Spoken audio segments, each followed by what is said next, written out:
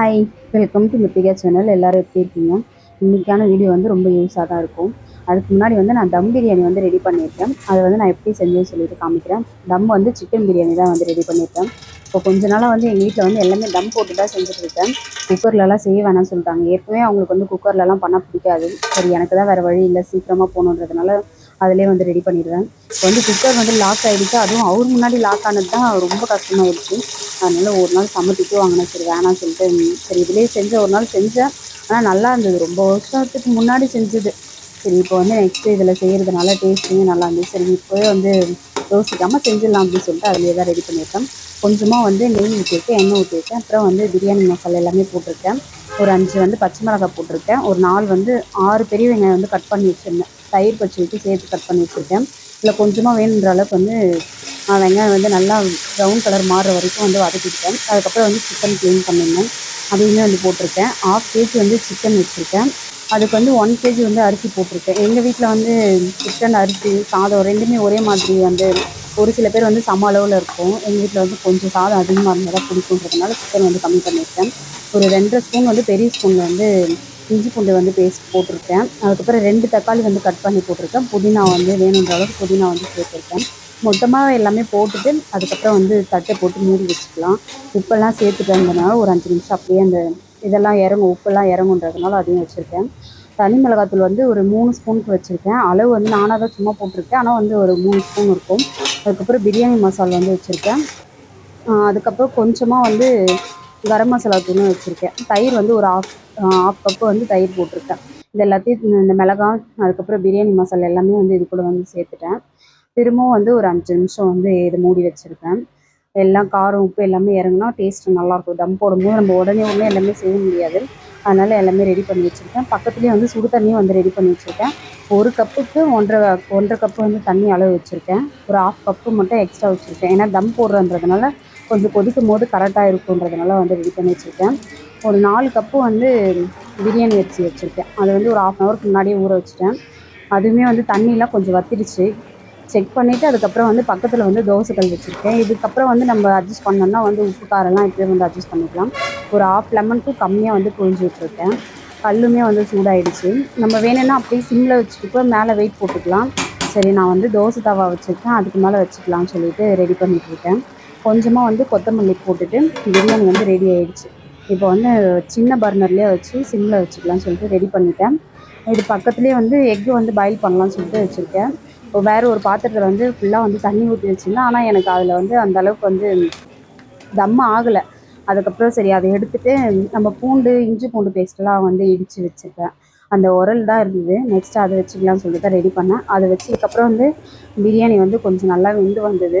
நம்ம இடையில வந்து செக் பண்ணிக்கலாம். சரி, உடனே வந்து எடுத்து சாப்பிட்றத விட தம் போட்டுட்டு நம்ம அதை அப்படியே மூடி வச்சுக்கலாம். ஒரு 5 நிமிஷம் கழிச்சு எடுத்தா இன்னும் நல்லா ரொம்ப சாஃப்டாகவே வெந்துட்டுருக்கும். இப்போ பிரியாணி வந்து ரெடி ஆயிடுச்சு. நான் இருந்தாலும் பரவாயில்ல, ஒரு 5 நிமிஷம் வச்சுருக்கேன். இன்றைக்கி தம் பிரியாணிக்கு வந்து ஸ்பெஷலாக என்னென்னா, நாங்கள் வாழை இலை தான் வந்து வாங்கியிருக்கோம். ஊரில் இருக்கும்போது வாங்கினது.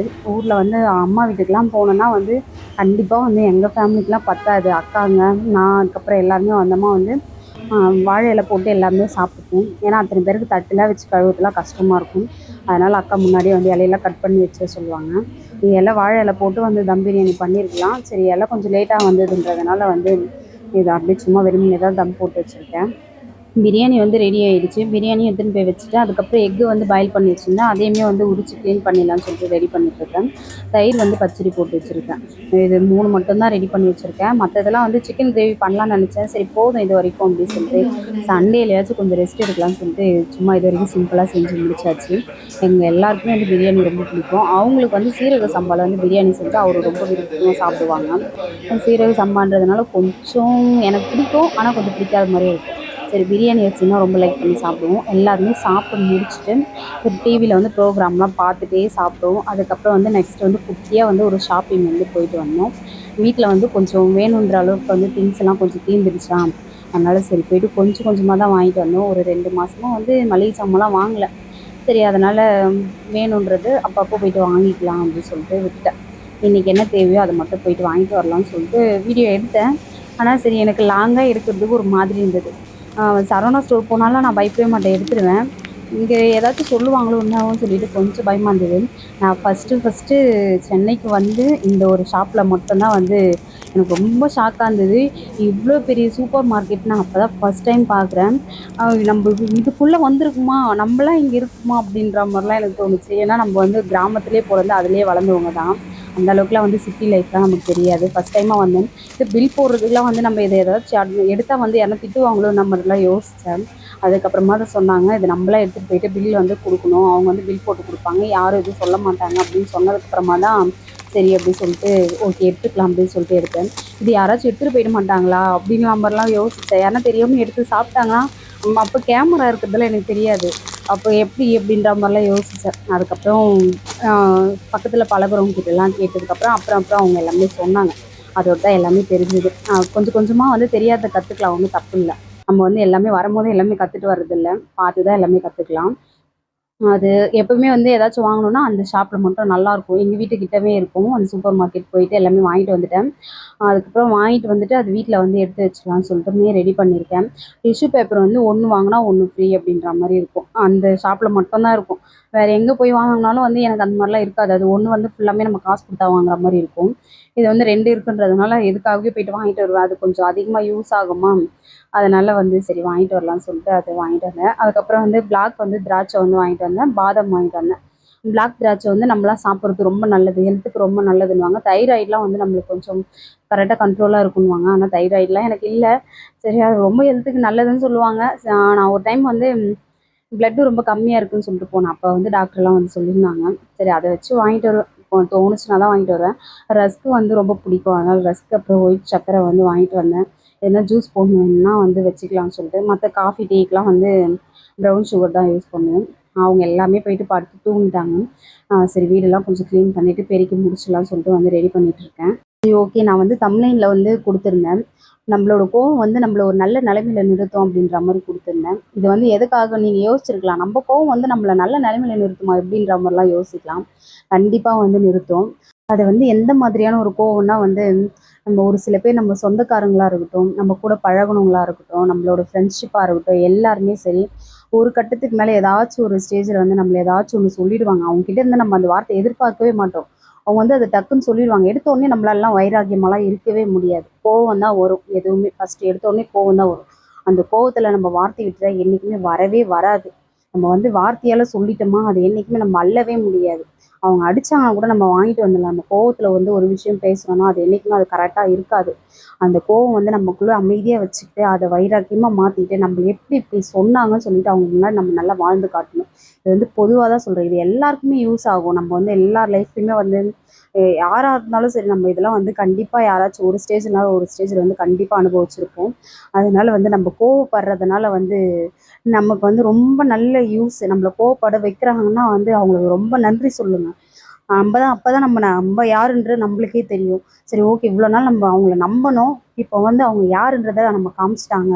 நம்ம கோவத்தில் எதுவுமே பேசவே கூடாது. நம்ம அமைதியாக வந்துடலாம் அந்த இடத்த விட்டுன்னு சொல்லிட்டு அவங்கள விட்டு நம்ம விலகி வந்துட்டு அதுக்கப்புறம் நம்ம லைஃப்பை வந்து நம்ம பார்த்துக்கிட்டாலுமே கண்டிப்பாக அதுக்கப்புறம் வந்து நம்ம ஒரு நல்ல நிலைமையில இருக்கலாம். ஏன்னா நம்ம தான் வந்து அவங்கள பற்றி யோசிக்க போகிறதே இல்லைல்ல. அவங்கள யோசிக்கிறதுனால தான் நம்மளுக்கு கஷ்டமே. அவங்கள யோசிக்காமல் நம்ம பாட்டு நம்ம லைஃப்பை பார்த்தோன்னா கண்டிப்பாக யாராக இருந்தாலும் சரி நம்ம லைஃப்பில் நம்ம நல்ல நிலைமையிலே இருக்கலாம். இது கண்டிப்பாக வந்து யூஸ் ஆகும். யாராக இருந்தாலும் சரி ஃபேஸ் பண்ணியிருப்போம். இன்றைக்கி வந்து நான் ஒயிட் சிக்கன் குருமா தான் பண்ணியிருக்கேன். இது வந்து நான் ஃபஸ்ட் டைம் செஞ்சேன்னா 1/2 கேஜி எடுத்தேன். பயமாகவே இருந்தது. இது செய்யலாமா வேணாமான்னு யோசித்தேன். சரி நானுமே வந்து யூடியூப் வீடியோ பார்த்து தான் செஞ்சேன். சரி ஏதாச்சும் டிஃப்ரெண்ட்டாக ட்ரை பண்ணலாம் அப்படின்னு சொல்லிட்டு வந்து செஞ்சுருந்தேன். யோசிச்சிட்டே செஞ்சேன். ஆனால் சூப்பராக இருந்தது. ரெஸ்டாரண்ட்டில் சாப்பிட்ற மாதிரி இருந்தது. பக்கத்தில் வேற எங்கள் அம்மா இருந்தாங்க. இந்த 1/2 கேஜி சிக்கன் ஏதாச்சும் வந்து கண்டமாச்சுன்னா அவ்வளோதான், செம்ம திட்டு விழும் எனக்கு. இப்படி தான் வீணாக்குறியான்னு சொல்லிட்டு திட்டுவாங்க. சரி அது எடுத்துகிட்டு வரும்போது வேணான்னு தான் சொன்னாங்க. இட்லி ஊற்றிட்டு சட்னி அரைச்சிக்கலாம்னு சொன்னாங்க. இல்லைம்மா நம்ம வந்து வேறு ஏதாச்சும் செய்யலாம்னு சொல்லிட்டு தான் இதை வந்து ரெடி பண்ணேன். நான் அது வந்து எப்படி செஞ்சேன்னு சொல்லிட்டு நான் ஷார்ட்ஸில் வந்து ரொம்ப டீட்டெயிலாக வந்து சொல்லிடுறேன். நான் சொல்கிறேன், ஆனால் கண்டிப்பாக வந்து ட்ரை பண்ணி பாருங்க. ரொம்ப டேஸ்டியாக இருந்தது. எனக்கே வந்து அந்த அளவுக்குலாம் வந்து சமைக்க தெரியாது. நானே கொஞ்சம் கொஞ்சமாக கற்றுக்கிட்டேன். ஆனால் சமைக்க தெரியாதுன்னா சுத்தமாக சமைக்க தெரியாதெல்லாம் இல்லை. ஓரளவுக்கு சமைப்பேன். என்னை விட ரொம்ப நல்லா சமைக்க தெரிஞ்சவங்க டக்குன்னு செஞ்சுருவீங்க. ஒரு 10 நிமிஷம் வேலை தான். இதெல்லாம் மிக்ஸ் பண்ணி வைக்கணும். ஒரு 10லேருந்து ஒரு 20 நிமிஷத்துக்குள்ளே நம்மளுக்கு இது எல்லாமே ரெடி ஆகிடும். இது எல்லாத்தையும் மிக்ஸ் பண்ணி வைக்கணும், அவ்வளோதான். அது மட்டும் மிக்ஸ் பண்ணிவிட்டு ஒரு 20 நிமிஷம் வெயிட் பண்ணாலுமே வந்து ஒயிட் சிக்கன் குருமா வந்து ரெடி ஆகிடும். இது வந்து இட்லி, சப்பாத்தி, அதுக்கப்புறம் பூரி, புலாவ் இதுக்கெலாம் வந்து சூப்பராக இருக்கும். நல்லா செம்ம டேஸ்ட்டாக இருந்தது. என்னாலேயே நம்ப முடியல. இது நம்ம தான் செஞ்சோமா அப்படின்னு சொல்லிட்டு எங்கள் அம்மா கிட்ட திரும்ப திரும்ப கேட்டிருந்தேன்ம்மா, நல்லா இருக்காம்மா, நல்லா இருக்குமா, நல்லா தாண்டி இருக்குன்றாங்களா, திரும்ப திரும்ப கேட்டிருந்தேன். நல்லா இருக்காம்மா, நிஜமா சொல்றியா, நல்லா இருக்காம்மாண்ணா, சூப்பராக இருந்தது. ரோஷன் இட்லி 2 பேருமே சொல்லியிருந்தாங்க, நல்லா இருந்ததும்மா, டேஸ்ட்டாக இருந்தது, டிஃப்ரெண்ட்டாக இருக்குது அப்படின்னாங்க. நான் ஏன் இது இத்தனை டைம் சொல்கிறேன்னா, அவ்வளோ நல்லா இருந்தது, எனக்கு ரொம்ப பிடிச்சிருந்தது. நெக்ஸ்ட் டைம் வந்து சப்பாத்தி வந்து ரெடி பண்ணிவிட்டு அது கூட வந்து செய்யலான்னு சொல்லிட்டு செஞ்சுருக்கேன். இன்றைக்கி வந்து நான் இட்லி தான் ஊற்றிருக்கேன். அதுக்கப்புறம் வந்து இதையுமே அந்த சிக்கன் குருமாவும் வந்து ரெடி ஆகிடுச்சு. சாப்பிட்டுட்டு அதுக்கப்புறம் சுடு தண்ணி வச்சு குடிச்சிட்டு அதுக்கப்புறம் போய் படுத்துட்டோம். இந்த வீடியோ வந்து உங்களுக்கு கண்டிப்பாக யூஸாக இருக்கும்னு நான் நினைக்கிறேன். ஓகே, வீடியோட எண்டுக்கு வந்துட்டோம். தேங்க்யூ. பாய்.